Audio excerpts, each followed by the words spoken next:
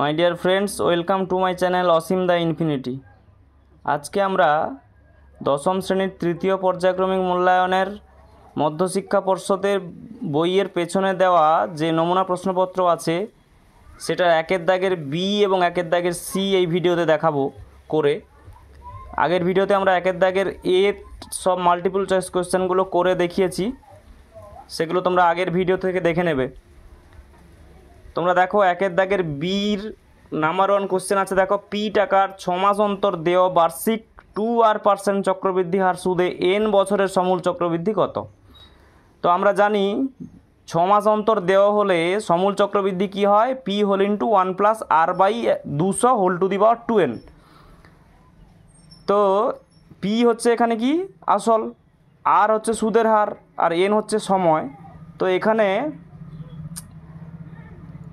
6 মাস অন্তর দেওয়া বলেছে যেহেতু, তাহলে আসল পি আছে, আর শুধু সুদের হার আর এর জায়গায় 2r বসে যাবে। তাহলে P whole into 1 plus 2r by 200 whole to the power 2n সূত্রানুযায়ী হচ্ছে।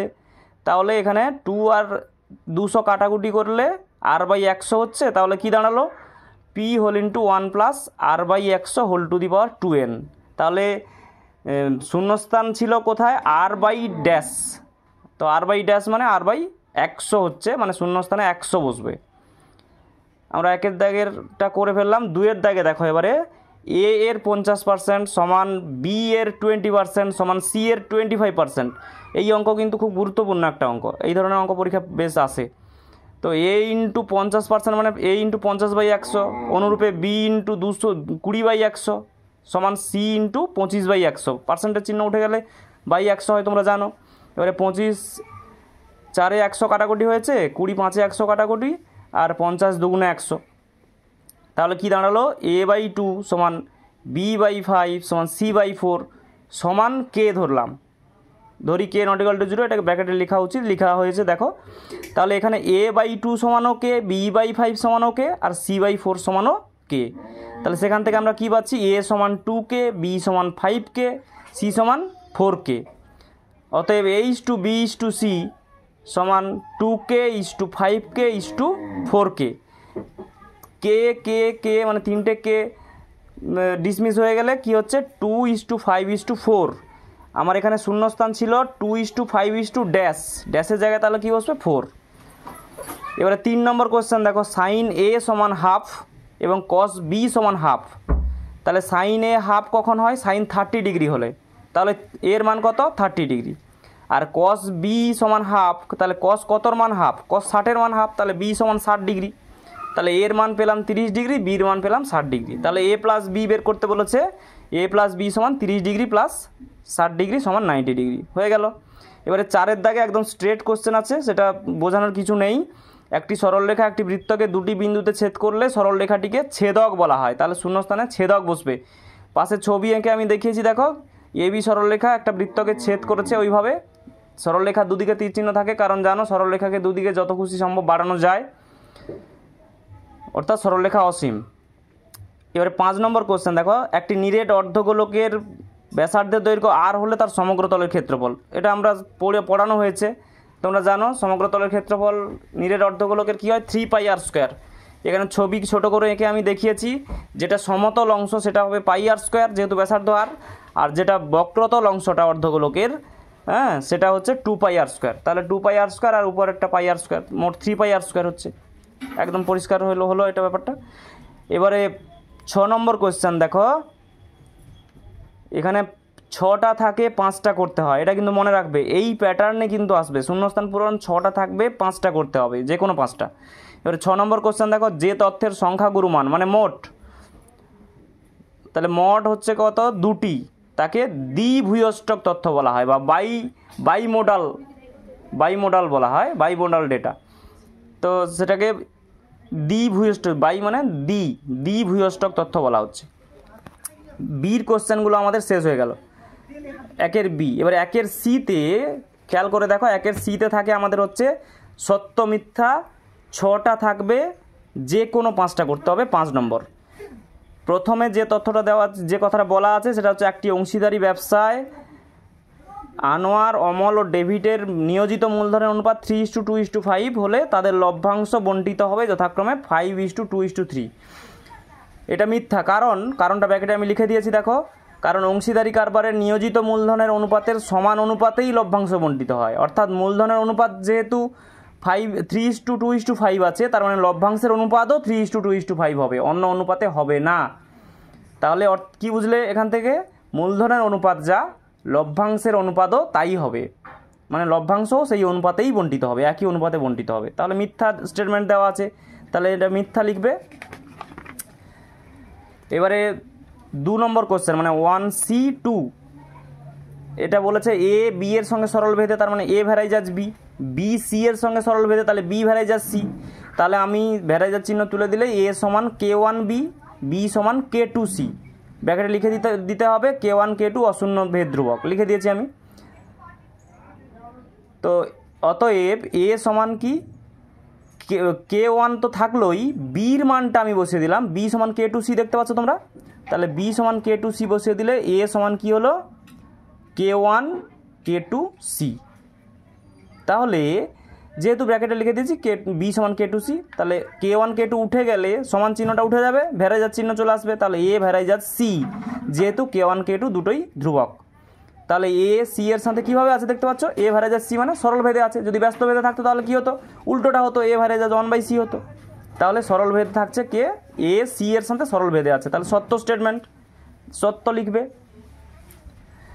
3 নম্বর কোশ্চেন হচ্ছে alpha plus beta equal to 90 degree হলে sine square alpha plus sine square beta equal to 1, সত্য না মিথ্যা? তো আমরা এখানে বিটা সমান 90 ডিগ্রি মাইনাস আলফা করেছি, কেউ চাইলে আলফা সমান 90 ডিগ্রি মাইনাস বিটা করতে পারো, কোনো সমস্যা নেই।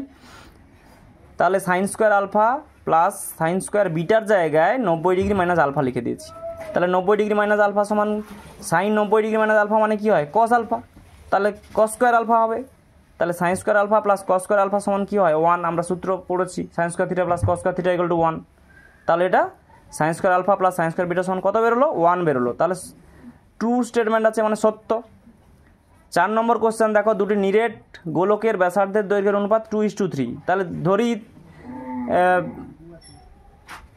4 নম্বর নয়, 4 নম্বরে আছে হচ্ছে, 4 নম্বরে আলাদা আছে। 4 নম্বরে দেখো ত্রিভুজ এবিসি ও ত্রিভুজ ডিইএফ এর দেওয়া আছে কোণ এ সমান কোণ ডি, কোণ বি সমান কোণ এফ, কোণ সি সমান কোণ ই। আমরা ছবিটাকে এমনভাবে আঁকবো যাতে position of the angle the same থাকে। দেখো এ কোণ এর সঙ্গে যেহেতু ডি কোণ সমান, তাহলে এ কোণ উপরে আছে, ডি কোণও ঠিক উপরে এঁকেছি আমরা, ওই জন্য যাতে আমাদের বাহুগুলোর সমানুপাতিতা বুঝতে সুবিধা হয়। আর কোণ বি বাম দিকে আছে, এই জন্য কোণ এফকে বাম দিকে রেখেছি, কারণ কোণ বি আর কোণ এফ সমান। কোণ সি ডান দিকে আছে, এই জন্য কোণ ইটাও ডান দিকে রেখেছি, কারণ কোণ সির সঙ্গে কোণ ই সমান দেওয়া আছে। তার মানে এবারে পজিশন অনুযায়ী বাহুগুলোও একই সমানুপাতে মানে বাহুগুলোর অনুপাতও সমান হবে। তাহলে এ বি বাহুর অনুপাত কার সঙ্গে, এ বি বাহুর সঙ্গে কোন বাহুর অনুপাত সমান হবে পাশে, মানে এ বি বাহুর সঙ্গে এই ত্রিভুজের ডিএফ বাহুটা একই পজিশন হোল্ড করছে, তার মানে এ বি বাই ডিএফ সমান বিসি যে পজিশন হোল্ড করছে এই ত্রিভুজের সেই পজিশনে কে কোন বাহুটা আছে, ইএফ বাহু আছে, তার জন্য বিসি বাই এফই লিখেছি। আর এবিসি ত্রিভুজের এসি বাহু যে পজিশন হোল্ড করছে, মানে যে পজিশনে আছে সেই পজিশনে ডিইএফ ত্রিভুজের কোন বাহু আছে, ডিই বাহু আছে, তার জন্য আমরা লিখে দিয়েছি অতএব এবি বাই ডিএফ সমান বিসি বাই এফই সমান এসি বাই ডিই। কিন্তু আমাদের যেটা স্টেটমেন্ট হিসাবে দেওয়া আছে সেটা কি আছে, AB by DE, AB by DE হবে না, AC by DF, AC by DF আছে, কিন্তু বিসি বাই ইএফ আছে, কিন্তু বিসি বাই ইএফও আছে। তাহলে শুধু ভুল দেওয়া আছে কোনটা, এবি বাই ডিই, এইটা কিন্তু হবে না, এবি বাই ডিএফ হবে। হ্যাঁ, তাহলে এটা মিথ্যা স্টেটমেন্ট আছে, যেটা সত্য হবে সেটা অতএব দিয়ে কিন্তু আমি লিখে দিয়েছি, বুঝিয়ে বললাম। আবারও বলছি, position of the angle and position of the side এটা কিন্তু ম্যাটার করছে, মানে যে পজিশনের কোণগুলো সমান, কোণের ধারক বাহুগুলোর সমানুপাতি। এই জন্য এবি বাহু যে পজিশনে আছে সেই পজিশনের যে বাহুটা এই ত্রিভুজের আছে সেই পজিশনের বাহুটার সঙ্গে সমানুপাতি হবে। আচ্ছা, 5 নম্বরটা দেখো, দুটি গোলকের ব্যাসার্ধের দৈর্ঘ্যের অনুপাত হচ্ছে 2:3, তাদের সমগ্র তলের ক্ষেত্রফলের অনুপাত হবে 4:9। এটা সত্য না মিথ্যা বলতে বলেছে। তাহলে আমরা ধরে নিলাম দুটি গোলকের ব্যাসার্ধ যথাক্রমে R1 ও R2। তাহলে R1:R2 সমান কত হবে? 2:3। তাহলে R1/R2 সমান 2/3। বর্গ করলে দুপাশে কী হবে? R1² সমান 2² 4, 3² 9, 4/9 হলো। এবারে বাম দিকের লবে হরে 4π গুণ করতেই পারি আমরা। তাহলে 4πR1² সমান 4/9। তাহলে অতএব সমগ্র তলের ক্ষেত্রফলের অনুপাত কী হলো? 4:9। 4:9ই দেওয়া আছে, তার মানে সত্য স্টেটমেন্ট, কারণ আমরা জানি সমগ্র তলের ক্ষেত্রফল হচ্ছে 4πR²। 5 নম্বরটা হয়ে গেল, 5 নম্বর সত্য। 6 নম্বরটা আমি এখানে করে দিইনি। 6 নম্বরটা তোমরা কোশ্চেন দেখবে, কোশ্চেন একদম স্ট্রেট কোশ্চেন দেওয়া আছে। আমরা বারবার করে বলেছিলাম পড়ানোর সময়, ক্রমযৌগিক পরিসংখ্যা লেখচিত্র থেকে কোনো তথ্যের কি নির্ণয় করা হয়? তোমরা জানো কি নির্ণয় করা হয় বলো? মধ্যমা।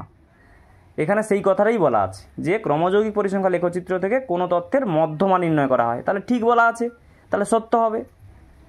তোমরা এই ভিডিওটা তোমাদের বন্ধুবান্ধবের সঙ্গে শেয়ার করবে এবং আমার চ্যানেলটাকে সাবস্ক্রাইব করবে।